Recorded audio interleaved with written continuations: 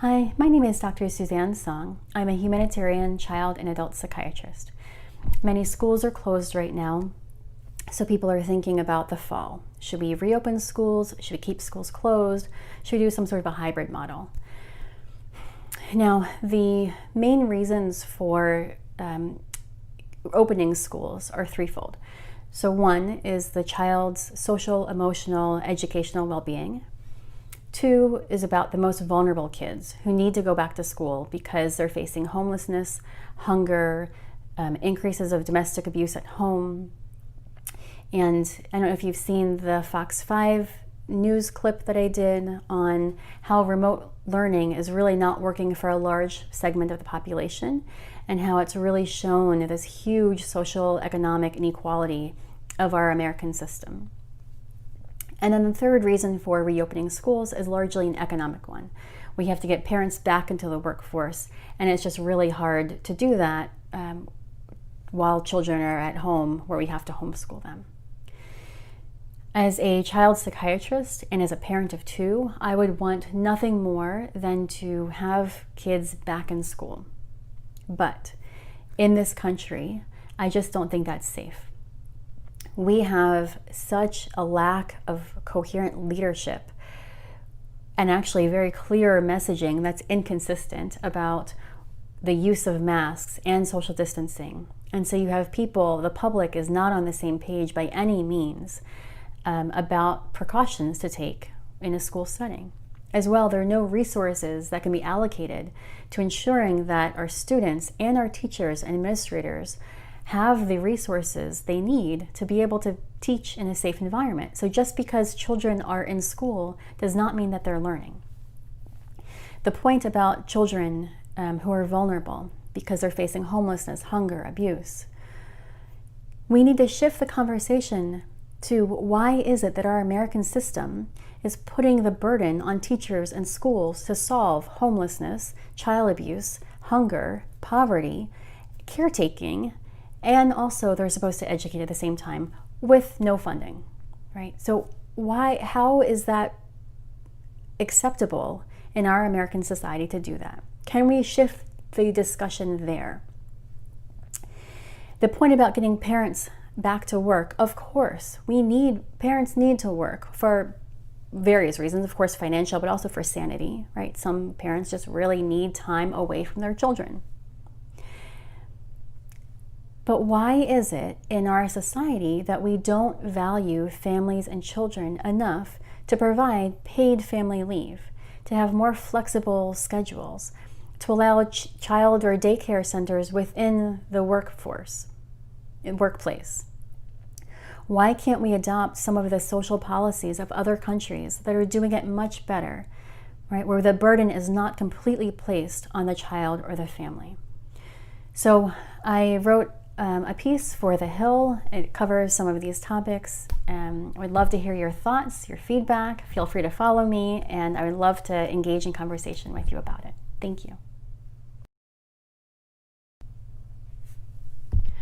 Hi, my name is Dr. Suzanne Song. I'm a humanitarian child and adult psychiatrist.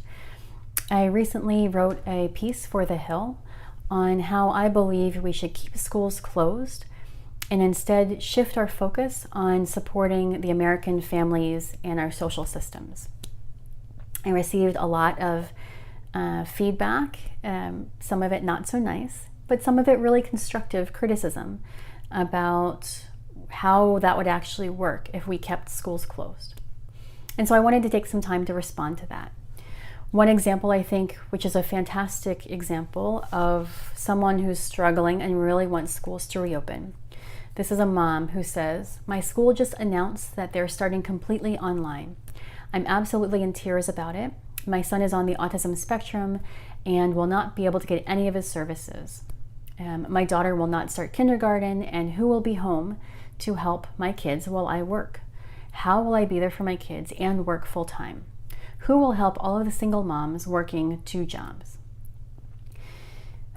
So hard, right? Like, I completely understand. And I think so many parents right now are struggling, and we're feeling incompetent and confused and angry that this is the situation that people are in, right? There are really no good options. And we're worried about how to make sure our children are getting everything that they need. This one person, though, is a very good case example of the point, which is we really need a better American social support structure system that supports the most vulnerable children. So if we take a step back and we think about the most vulnerable children, I talked about in that Fox 5 News segment as well on how remote learning is not working because of the vulnerable segment of the population who are facing domestic abuse at home, those who have English as a second language or whose parents don't speak English fluently, those with different physical or mental abilities and who might be receiving therapies in a school setting, those who are facing homelessness and hunger and they need schools for that protection. If we focus on the most vulnerable, for example, this woman's children, by supporting a mental health or support system that can support families with groups of 1 or 2 children and having them do their social skills group, them together, home-based, right? Or we have people that can come to the home, right? We have skilled therapists who do this. They do home visits where they do therapy within the home.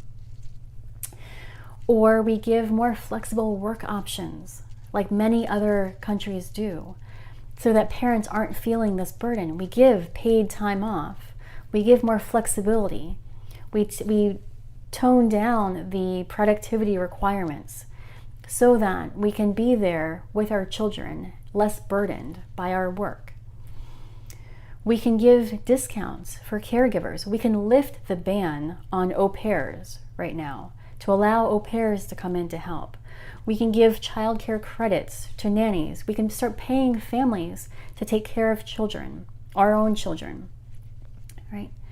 I think this would be much better than returning to school because now you have these vulnerable kids who are now being placed in the most vulnerable situation where schools don't have the funding to provide the protection that children and teachers and staff need to be able to ensure a safe environment for the kids.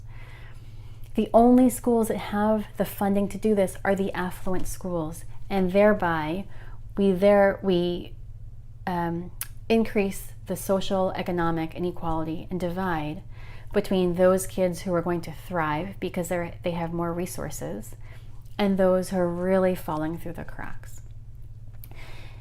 So we need to really protect our children and all of us, right? All American citizens, with having a more robust social support system that really protects and respects children, family, and social services.